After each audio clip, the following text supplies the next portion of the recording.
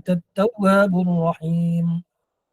واهدنا ووفقنا إلى الحق وإلى صراط مستقيم ببركة القرآن العظيم.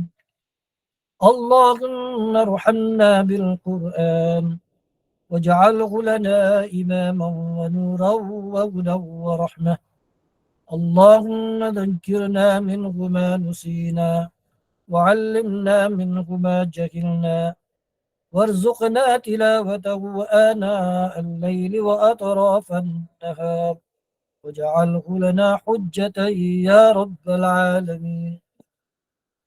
اللهم زينا بزينة القرآن وأكرمنا بكرامة القرآن وشرفنا بشرافة القرآن وألبسنا بخلعة القرآن وأدخلنا الجنة بشفاعة القرآن وعافنا من كل بلاء الدنيا وعذاب الآخرة بحرمة القرآن. اللهم اجعل القرآن لنا في الدنيا قرينا وفي القبر مؤنسا وفي القيامة شفيعا وعلى الصراط نورا وإلى الجنة رفيقا ومن النار سترا وحجابا وإلى الخيرات كلها دليلا وإماما بفضلك وجودك وكرمك يا كريم. اللهم اهدنا بهداية القرآن ونجنا من النيران بكرامة القرآن ورفع درجاتنا بفضيلة القرآن وكفر عنا سيئاتنا بتلاوة القرآن يا ذا الفضل والإحسان. اللهم ارزقنا بكل حرف من القرآن حلاوة وبكل كلمة من القرآن كرامة وبكل آية من القرآن ألفة وبكل سورة من القرآن سلامة وبكل جزء من القرآن جزاء وبكل ربع من القرآن راحة وبكل نصف من القرآن نعمة وبكل فتح من القرآن فرحة وبكل كسر من القرآن كسوة وبكل وقف من القرآن وافقة. اللهم إنا نسألك بنور وجه الله العظيم الذي ملأ أركان عرش الله العظيم وقامت به عوالم الله العظيم أن تسلي مولانا محمد ذي القدر العظيم وعلى آل نبي الله العظيم بقدر عظم ذات الله العظيم في كل لمحة ونفس بعدد ما في علم الله العظيم صلاة دائمة بدوام الله العظيم تعظيما لحقك يا مولانا يا محمد ذي القدر العظيم وسلم عليه وعليه مثل ذلك واجمع بيننا وبينه كما جمعت بين الروح والنفس ظاهرا وباطنا يقظة ومناما واجعله ربي روحا لذات من جميع الوجوه في الدنيا قبل الآخرة يا عظيم. اللهم ya Allah ya Tuhan kami, rahmatilah kami dengan Al-Quran dan jadikanlah ianya sebagai ikutan cahaya petunjuk dan rahmat untuk kami ya Allah. Ingatkanlah kami apa yang telah kami lupakan daripadanya dan ajarkanlah kami apa yang kami tidak tahu mengenainya dan kurniakanlah kepada kami untuk membacanya waktu malam dan siang dan jadikan ia sebagai hujah kami untuk kami di akhirat ya Allah. Allahumma ya Allah ya Tuhan kami hiasilah diri akhlak kami dengan perhiasan Al-Quran dan muliakanlah kami dengan kemuliaan Al-Quran dan tinggikanlah kedudukan kami dengan ketinggian Al-Quran dan pakaikanlah kami dengan pakaian Al-Quran. Masukkanlah kami ke dalam syurga-Mu ya Allah dengan syafaat Al-Quran dan selamatkanlah kami daripada segala bencana dunia dan akhirat dengan sebab kehormatan Al-Quran. Ya Allah, ya Tuhan kami, jadikanlah Al-Quran itu sebagai untuk kami dunia sebagai rakan dan di dalam kubur nanti sebagai teman dan pada hari kiamat nanti sebagai pemberi syafaat dan di atas titian sirat mustaqim sebagai cahaya dan ke syurga sebagai teman dan daripada api neraka sebagai penghalang dan pendinding. dan ke arah kebaikan sebagai pedoman dan ikutan. Dengan limpah kurnia kemurahan serta kemuliaan-Mu jua, wahai Tuhan yang maha mulia. Allah ya Allah Tuhan kami, berikanlah petunjuk kepada kami dengan petunjuk Al-Quran. Tinggikanlah kedudukan kami dengan kelebihan Al-Quran. Dan hapuskanlah segala dosa kami ya Allah daripada kami dengan sebab kami membaca Al-Quran. Wahai Tuhan yang mempunyai segala kelebihan dan kebaikan. Ya Allah, ya Tuhan kami, kurniakan kepada kami dengan setiap huruf daripada Al-Quran itu kemanisan, dan setiap kalimah daripada Al-Quran itu kemuliaan, dan setiap ayat daripada Al-Quran yang kami baca sebagai kemesraan, dan setiap surah yang kami baca untuk keselamatan, dan setiap juzuk yang kami baca daripada Al-Quran itu sebagai balasan kebaikan, dan setiap rubu' daripada Al-Quran itu sebagai kerihatan, dan setiap nisfu setengah daripada Al-Quran itu sebagai kenikmatan, dan setiap fathah daripada Al-Quran itu sebagai kegembiraan, dan pada setiap kasrah daripada Al-Quran itu sebagai pakaian, dan setiap waqaf daripada Al-Quran itu sebagai pemeliharaan. Allahumma ya Allah ya Rahman kami, kurniakanlah kami akhlak yang baik, kemuliaan yang baik di sisi-Mu ya Allah. Kurniakanlah kami rezeki yang luas, rezeki yang banyak, rezeki yang melimpah ruah, rezeki yang berkah di sisi-Mu ya Allah. Terimalah segala hajat dan permohonan kami ya Allah. Rabbana zalamna anfusana wa in lam taghfir lana wa tarhamna lanakunanna minal khasirin. Rabbana taqabbal minna du'aana ya Allah, innaka antas sami'ul alim. Wa tub 'alaina ya Allah, innaka antat tawwabur rahim. Da'wahum fiha subhanakallahumma wa tahiyyatuhum fiha salam. Wa akhiru da'wahum alhamdulillahi rabbil alamin. Taqabbalallahu minkum minna wa minkum taqabbal ya karim. Alhamdulillah, kita bersyukur kepada Allah Subhanahu wa taala, limpah kurnianya Allah Subhanahu wa taala memberi kesempatan kepada kita untuk sama-sama kita berada di alam maya ini, hadir di malam yang mulia ini untuk sama-sama kita membaca surah Sajadah tadi, surah Waqiah dan surah Mulk. Alhamdulillah, kita pun sudah mengetahui kelebihan-kelebihan tiga surah ini. Kelebihan tiga surah ini.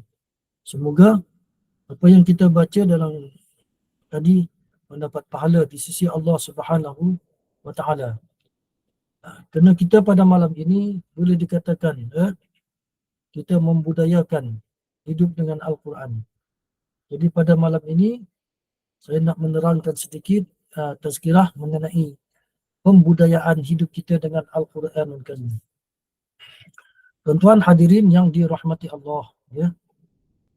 Quran merupakan kitab agung bagi kita umat Islam. Diturunkan kepada Nabi Muhammad sallallahu alaihi wasallam melalui malaikat Jibril. Melalui malaikat Jibril. Membacanya dikira beribadah dan beramal dengan segala hukum di dalamnya adalah satu kewajiban. Tuan-tuan hadirin yang dirahmati Allah sekalian, Ibnu Mas'ud radhiyallahu anhu berkata bahawa Rasulullah sallallahu alaihi wasallam bersabda, sesiapa yang membaca satu huruf daripada kitab Allah, man qara'a harfan min kitabillah, maka baginya satu kebaikan, dan satu kebaikan itu sama dengan 10 kali ganda. 10 kali ganda. Aku tidak mengatakan alif lam mim itu satu huruf, bahkan alif satu huruf, lam satu huruf, dan mim satu huruf. Hadis diriwayatkan oleh At-Tirmizi. Kita sedang selalu mendengar hadis ini dibacakan kepada kita, yang menjanjikan, Allah Subhanahu Wa Taala menjanjikan kebaikan bagi orang-orang yang membaca kitab Allah. Begitu besarnya pahala yang dijanjikan oleh Allah Subhanahu Wa Taala bagi orang yang suka membaca Al-Quran. Apatah lagi kepada orang-orang yang menghafaz Al-Quran. Ya. Jadi kita nak mengajak kita bermuhasabah diri kita. Dan berapakah bilangan ataupun berapa banyak ayat Al-Quran yang telah kita baca dalam sehari semalam. Ya. Contohnya pada hari ini, berapa banyak dah kita baca sampai ke malam ini. Dan bila kali kita terakhir kita mengkhatam bacaan Al-Quran. Kita pernah tak khatam Al-Quran? Saya rasa dalam grup ini, dalam ramai-ramai ini, selalu mengkhatamkan Al-Quran. Beruntunglah orang-orang yang membaca Al-Quran pada setiap hari. Berbahagialah mereka yang menjadikan Al-Quran sebagai panduan dalam kehidupan hariannya. Sebaliknya, rugilah orang yang tidak mengamalkan Al-Quran dalam kehidupannya. Malah lebih rugi lagi jika ada yang masih tidak tahu membaca Al-Quran serta mengabaikannya. Maka daripada itu, bersegeralah kita memberi dorongan kepada generasi kita, anak cucu kita, supaya mereka diserapkan ke dalam jiwa mereka yakin dan suka kepada Al-Quran Karim. Firman Allah Subhanahu wa taala dalam surah Injil ada dikatakan, firman Allah, katakanlah wahai Muhammad, sesungguhnya aku ini adalah seorang rasul. Inni rasulullahi ilaikum. Memberi amaran dengan bukti-bukti yang nyata tentang turunnya azab ke atas orang-orang yang ingkar. Kami berikan kepadamu Al-Fatihah dan Al-Quran. Samalah seperti kami menurunkan kitab-kitab kepada orang-orang yang membahagi-bahagi, iaitu mereka yang menjadikan Al-Quran terbagi kepada beberapa bahagian.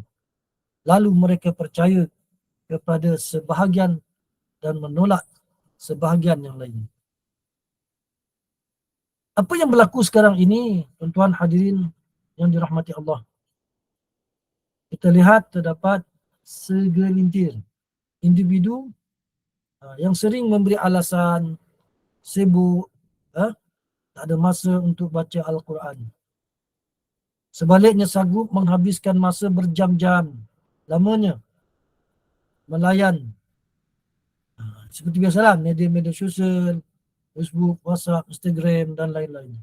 Kalau WhatsApp tu boleh duduk lama, kadang-kadang satu hari duduk di situ. Ada jenis yang duduk sehari dekat kedai tu melayan media-media sosial seperti ini. Lebih malang lagi, ada segelintir masyarakat kita ni dan sikapnya suka mempertikaikan amalan membaca Al-Quran pada malam-malam tertentu. Alhamdulillah lah bagi kita pada malam ini, setiap malam yang seumpamanya kita telah dibekalkan dengan satu slot membaca surah-surah yang utama, surah Waqi'ah, surah Al-Mulk. Seperti mana Mulk kata kelebihannya apa? Supaya elak daripada azab kubur, supaya kita tidak diazab kubur. Baca surah Al-Mulk, surah Waqi'ah, surah merupakan kata orang rezeki, memudahkan urusan. Itu juga as-sajadah, menguatkan keimanan kita kepada Allah Subhanahu wa taala. Jadi kelebihan-kelebihan ini kita tidak ketinggalan. Kita adakan majlis-majlis yang seumpamanya untuk kita menghidupkan malam itu. Tuan-tuan hadirin yang besar, dalam usaha kita memudayakan pembacaan Quran dalam kehidupan ini, janganlah kita berasa rendah diri sekiranya kita tidak mahir membaca Al-Quran. Kita baca pelan-pelan supaya ada yang mungkin yang kurang mahir boleh mengikuti bacaan. Sebaliknya kalau kita rasa kurang, kita mestilah sentiasa mencari ruang. Bagi ada kelemahan, kita mencari ruang untuk mempelajari Al-Quran dan ilmu-ilmu yang terkandung di dalamnya. Saya yakin banyak tempat-tempat yang kita belajar di sekeliling kita, selain daripada online, di masjid, di surau-surau, ada guru-guru yang mengajar Al-Quran. Ada guru-guru yang mengajar Al-Quran. Dengan Al-Quran itu tak ada lain, tuan-tuan. Bagi kita ni, yang kita mengetahui boleh baca Quran ni, kita pula kena ajar orang lain sebenarnya. Sebagai amalan kita. Ya. Bagi kita yang mahir ni, jangan lupa kita ajar pula orang lain sebagai orang kata saham kita di akhirat. Ya, jangan ditinggal. Kalau sekarang ni orang kata nak tauliah, ambil tauliah. Saya ada seorang panel pentauliahan wilayah persekutuan. Ya, ramai di antara ibu-ibu yang sudah pencen memohon untuk mendapat tauliah mengajar Al-Quran. Jadi bila saya tanya, Puan adakah pelajar-pelajar nak belajar untuk Al-Quran? Ada. Di flat saya tu kata daripada sampai tingkat 15 tu. Ada surau di bawah tu. Ya, ibu-ibu yang nak belajar Al-Quran. Tak ada orang nak ajar Ustaz, kata dia. Saya yang mengajar, Masya Allah. Saya terpaksa mengajar. Saya bukan ustazah. Tapi saya kata bolehlah Al-Quran tu nak ajar orang. Tengok betapa besarnya pahala dan juga dia punya saham tu. Jadi untuk motivasi kita pada malam ini, yang mahir tu cuba cari ruang dan ajar orang Al-Quran. Kena ramai. Saya yakin ramai yang nak belajar Al-Quran Karim. Sebab saya sendiri pun terpaksa, bukan kita ni lah, terpaksa tolak kena dengan orang minta ajar Al-Quran. Beberapa kelas nak minta dibuka untuk belajar Al-Quran. Terutama di sektor-sektor kerajaan mereka, ya, bagi apa nama ni, pekerja-pekerja perkhidmatan awam. Ramai yang ingin nak belajar Al-Quran. Begitu sekali tuan-tuan hadirin yang dirahmati Allah sekalian. Ini dikatakan pembudayaan Al-Quran kepada masyarakat kita yang ingin nak belajar Al-Quran. Ya, bagi mereka ini dah dapat pahala dah. Yang ingin nak belajar tu, carilah tempat-tempat yang sesuai untuk kita dapat belajar Al-Quran Karim. Tuan-tuan hadirin yang dirahmati Allah. Memudayakan bacaan Al-Quran dari suruh membacanya. Kita suka membaca. Memahami maknanya. Lagi bagus kalau kita faham makna. Dan beramal dengan segala isi kandungannya. Masya Allah, ini adalah lagi hebat. Dan sebab apa? Kalau tanya Sayyidatina Aisyah radhiyallahu anha, wahai Sayyidatina, apakah akhlak Rasulullah SAW? Akhlak Rasulullah SAW wa khuluqul Al-Quran. Akhlaknya ialah akhlak Al-Quran. Itu satu amalan daripada para sahabat mengikuti Nabi SAW. Hal ini juga perlu kita mulakan di rumah kita. Berterusan. Begitu juga di sekolah-sekolah anak-anak kita belajar. Begitu juga dengan organisasi pertubuhan kerajaan maupun swasta seperti mana yang saya sebut tadi. Ya. Jadi budaya tilawah dan bertadarus Al-Quran ini, kita lihat kalau di bulan Ramadan nanti, itu memang bulan Al-Quran. Masyarakat kita sibuk dengan Al-Quran. Alhamdulillah. Di sana ada tadarus Al-Quran. Kalau di tempat kita ni, di Masjid Mizan, Masjid Putra, banyak kumpulan-kumpulan tadarus. Ada sampai 20 kumpulan. Bertadarus. Satu kumpulan boleh katakan 15 orang. Begitulah kita melihat ramai mereka pada hari tersebut, pada malam tersebut, mereka menghayati, membudayakan membaca Al-Quran di bulan Ramadan. Jadi tuan-tuan hadirin, untuk meneruskan pembudayaan Al-Quran dalam kehidupan kita ni, kita lihat mestilah ada kita hayati beberapa perkara.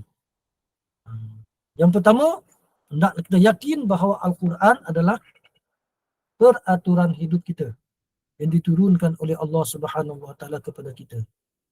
Jadi kita nak jadikan pembudayaan kita dalam rumah kita, dalam diri kita.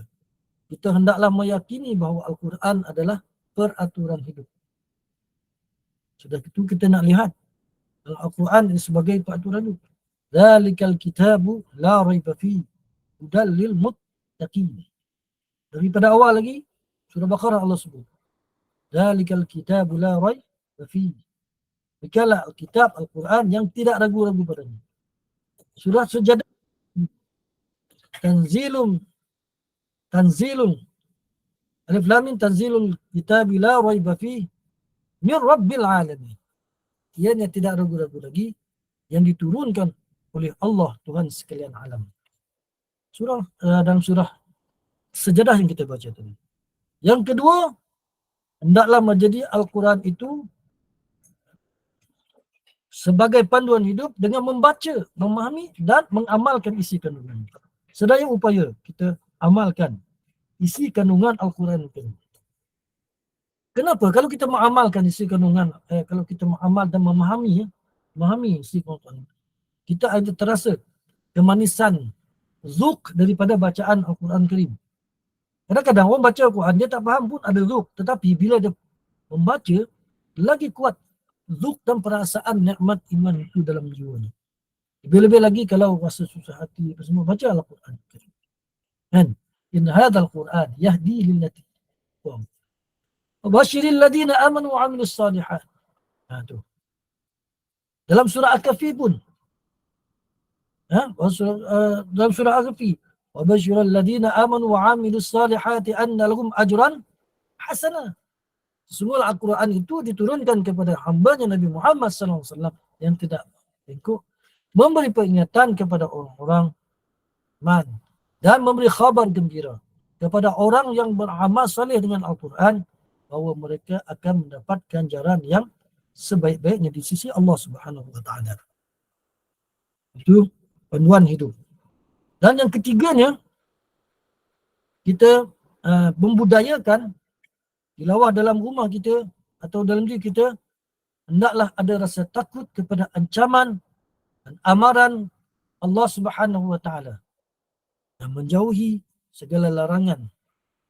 Ataupun hendaklah kita sentiasa takut dengan ancaman dan amaran daripada Allah Subhanahu wa taala jika kita menjauhi dan meninggalkan Al-Quran Karim. Orang yang meninggalkan Al-Quran Karim terdapat ancaman-ancaman daripada Allah Subhanahu wa taala.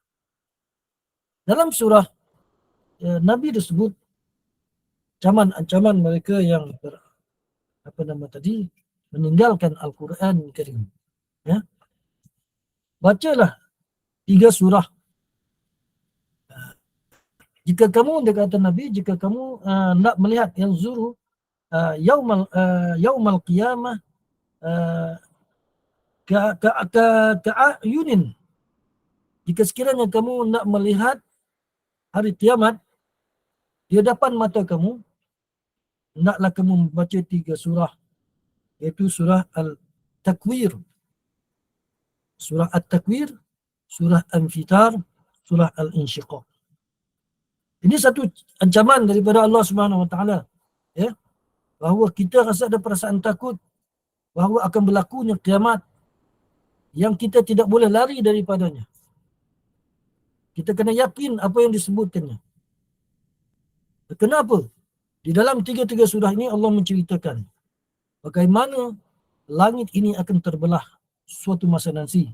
Bila akhirnya zaman langit ini akan terbelah. Bintang-bintang akan berguguran. Gunung-gunung akan naik ke atas menjadi debu. Laut menggelora, menggelegak dan menjadi api yang menyala. Diri kita kubur akan dibongkarkan. Dan setiap amalan kita di atas dunia, sama dulu dan sekarang, akan dikira oleh Allah Subhanahu wa taala. Innahu laqawlu rasulin karim. Ini adalah satu utusan yang dibawa oleh Jibril kepada kita. Rasulin karim di quwwatin 'inda dzil 'arsy makin. Dibawa oleh Jibril yang maha kuat, berada di sisi Allah Subhanahu wa taala, yakni Al-Quran Karim. Bukannya daripada syaitan, tapi daripada Allah Subhanahu wa taala, kepada Nabi Muhammad sallallahu alaihi wasallam. Jadi sesiapa yang mempertikaikan dan tidak nak menjauhi dan meninggalkan Al-Quran, ingatlah ancaman Allah lebih dahsyat lagi yang akan menunggu orang-orang yang menjauhi Al-Quran Karim. Jadi hendaklah kita sentiasa takut daripada ancaman dan amaran Allah Subhanahu wa taala. Itulah tiga perkara inilah yang boleh kita hayati sebagai tilawati dan pembudayaan Al-Quran di dalam diri kita, keluarga kita, masyarakat kita lah. Tuan hadirin yang dirahmati Allah sekalian, jadi dalam surah Al-Furqan Allah Subhanahu wa taala berfirman, wa qala Rasul ya Rabbi inna qaumi ittakhadhu hadzal Qur'ana mahjura. Berkatalah Rasul, wahai Tuhanku, sesungguhnya kaumku telah menjadikan Al-Quran ini sebagai satu perlembagaan yang ditinggalkan dan tidak dipakai. Jadi tuan-tuan hadirin yang dirahmati sekalian, janganlah hendaknya kita tidak membudayakan Al-Quran dalam kehidupan kita. Jadikan ia sebagai panduan kehidupan kita dan petunjuk kita sehingga akhirnya kehidupan kita. Dan berapa ramai di kalangan para qurra Al-Quran sedang membaca Al-Quran, diambil oleh Allah Subhanahu wa taala nyawanya. Diambil oleh Allah Subhanahu wa taala. Amat beruntunglah mereka ya. Ketika membaca Al-Quran dan terdapat para qurra kelebihan-kelebihan orang yang menghafal Al-Quran. Seperti mana Hafs an Asim yang kita baca hari-hari ini adalah Hafs an Asim. Bacaan Hafs an Asim. Hafs ni dikatakan apabila dia membaca Al-Quran di satu tiang, di situ saja dalam masjid tu, dekat situ dia baca, tak tahu berapa ribu kali khatam di situ. Dikatakan Hafs ni, apabila dia meninggal dunia, orang yang memandikan jenazahnya didapati di dadanya tertulis Al-Quran. Subhanallah. Orang yang memandikan jenazahnya didapati di dadanya tertulis Al-Quran. Warsh, seorang perawi Warsh, seorang qira Al-Quran yang karim. Apabila dia membaca Al-Quran, murid-murid di sekelilingnya akan mencium bau yang sangat wangi. Bila dia baca Al-Quran, dia wangi di sekeliling. Murid-murid bertanya, wahai Tuan Guru, mengapa Tuan Guru bila baca saja Al-Quran, kami didapati sangat bau wangi yang keluar daripada mulut. Macam mana Tuan boleh dapat? Kelebihan orang baca Al-Quran. Dia menyatakan bahawasanya sewaktu dia tidur, dia bermimpi. Dia berhadapan dengan Rasulullah sallallahu alaihi wasallam. Bila Rasulullah bercakap, dia kata, mulut daripada Rasulullah, angin masuk ke dalam mulut dia. Maka sejak itulah dia kata, dia baca Al-Quran, mulutnya berbau wangi. Itu kelebihan orang-orang yang membaca Al-Quran. Dan banyak lagi lah kelebihan-kelebihan orang yang suka dengan Al-Quran. Ada yang Qurannya jasad tidak akan. Dan bagaimana di Gaza itu sendiri, di Gaza itu sendiri para mujahidin, mereka rasa gembira apabila mereka syahid. Bukan mereka rasa takut. Ada ucapan, bukan mereka ucapan ta'ziah, ucapan tahniah kepada mereka yang syahid. Mereka adalah penghafal Al-Quran.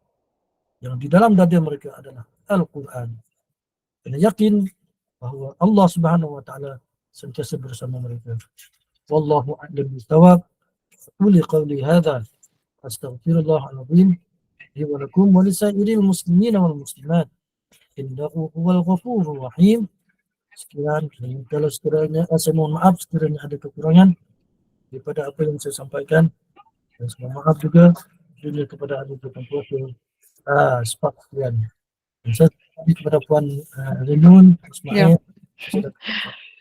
Okey, terima kasih Ustaz. Alhamdulillah, jazakallahu khair al-fadil Ustaz Haji Zaidi atas kesudian berkongsi ilmu tazkirah ringkas itu mengenai membudayakan Al-Quran dalam kehidupan. Yang mana Al-Quran ini tidak cukup sekadar dengan hanya membacanya saja, tetapi penekanan yang penting iaitu mentadabur, memahaminya dan menghayatinya melalui amalan dalam kehidupan kita seharian sebagai pedoman agar hidup kita bahagia dunia dan akhirat. Dan terima kasih Ustaz atas kesudian memimpin bacaan 3 surah pilihan tadi. Semoga dengan membaca Al-Quran ini akan memperolehi ketenangan, keamanan, petunjuk dan juga banyaklah pelbagai kelebihan lagi. Dan insya-Allah semoga di lain kesempatan ini kita akan bersama-sama lagi dengan Ustaz dan para jemaah sekalian. Dan Ustaz saya serahkan kembali pada Ustaz untuk tutup dulu dengan tasbih kafarah dan surah Al-Asr. Silakan Ustaz. Baik. Bismillahirrahmanirrahim. Subhanakallahumma wa bihamdik. Nasyhadu an la ilaha illa anta nastaghfiruka wa natubu ilaik. Bismillahirrahmanirrahim. Wal 'asr. Innal insana lafi khusr illa alladhina amanu wa 'amilus salihat wa tawassaw bil haqqi wa tawassaw bis sabr. Sekian maaf. Assalamualaikum warahmatullahi wabarakatuh. Waalaikumsalam warahmatullahi wabarakatuh.